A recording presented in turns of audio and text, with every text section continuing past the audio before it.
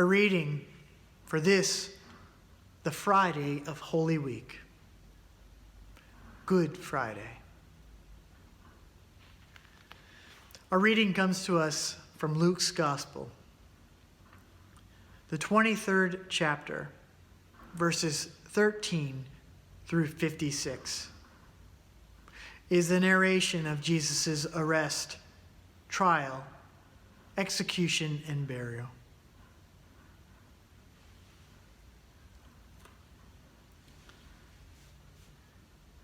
Pontius Pilate then called them all together, the chief priests, the leaders, and the people, and said to them, "You brought me this man, Jesus, as one who has perverted the people.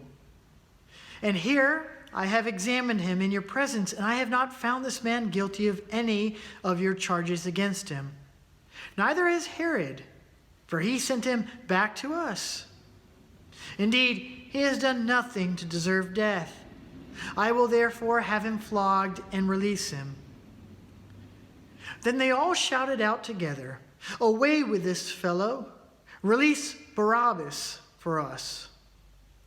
This was a man who had been put in prison for an insurrection that had taken place in the city and for murder. Pilate, wanting to release Jesus, addressed them again, but they kept shouting, "Crucify him! Crucify him!" A third time he said to them, "Why? What evil has he done? I have found for him no grounds for the sentence of death. I will therefore have him flogged and then release him." But they kept urgently demanding with loud shouts that he should crucify. And their voices prevailed. So Pilate gave his verdict that their demand should be granted. He released the man that they had asked for, the one who had been put in prison for insurrection and for murder, and he handed Jesus over as they wished. As they led him away, they seized a man, Simon of Cyrene, who was coming from the country, and they laid the cross upon him and made him carry it behind Jesus. A great number of the people followed him, and among them were women who were beating their breasts and wailing for him. But Jesus turned to them and said, "Daughters of Jerusalem, do not weep for me, but weep for yourselves and for your children.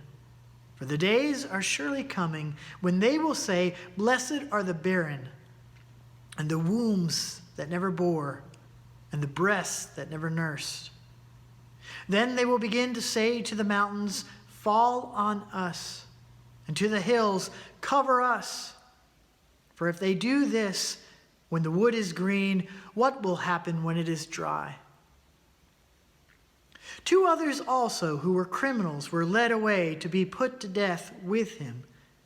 When they came to the place that is called the Skull, they crucified Jesus there with the criminals, one on his right and one on his left.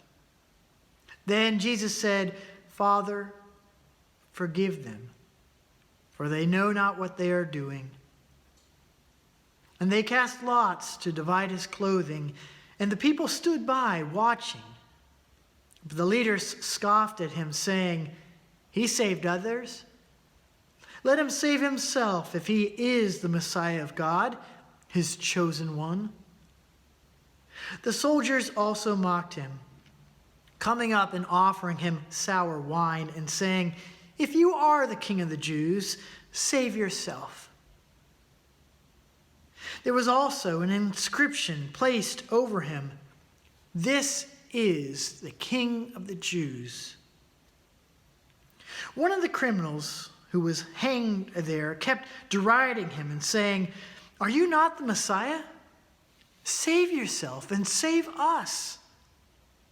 But the other rebuked him, saying, "Do you not fear God, since you are under the same sentence of condemnation? And we indeed have been condemned justly, for we are getting what we deserve for our deeds, but this man has done nothing wrong." Then he said, "Jesus, remember me when you come into your kingdom." Jesus replied, "Truly I tell you, today you will be with me in paradise." It was now about noon, and darkness came over the whole land until 3 p.m. While the sun's light failed and the curtain of the temple was torn in two. Then Jesus, crying with a loud voice, said, "Father, into your hands I commend my spirit." Having said this, he breathed his last. When the centurion saw what had taken place, he praised God and said, "Certainly this man was innocent." And when all the crowds who had gathered there for his spectacle saw what had taken place, they returned home, beating their breasts. But all his acquaintances, including the women who had followed him from Galilee, stood at a distance, watching these things. Now there was a good and a righteous man named Joseph who, though a member of the council, had not agreed with their plan and action. He came from the Jewish town of Arimathea, and he was waiting expectantly for the kingdom of God. The man went to Pilate and asked for the body of Jesus.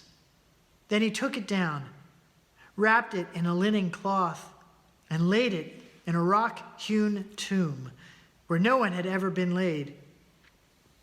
It was the day of preparation, and the Sabbath was beginning. The women who had come with him from Galilee followed, and they saw the tomb and how his body was laid. Then they returned, and they prepared spices and ointments. On the Sabbath, they rested according to the commandment.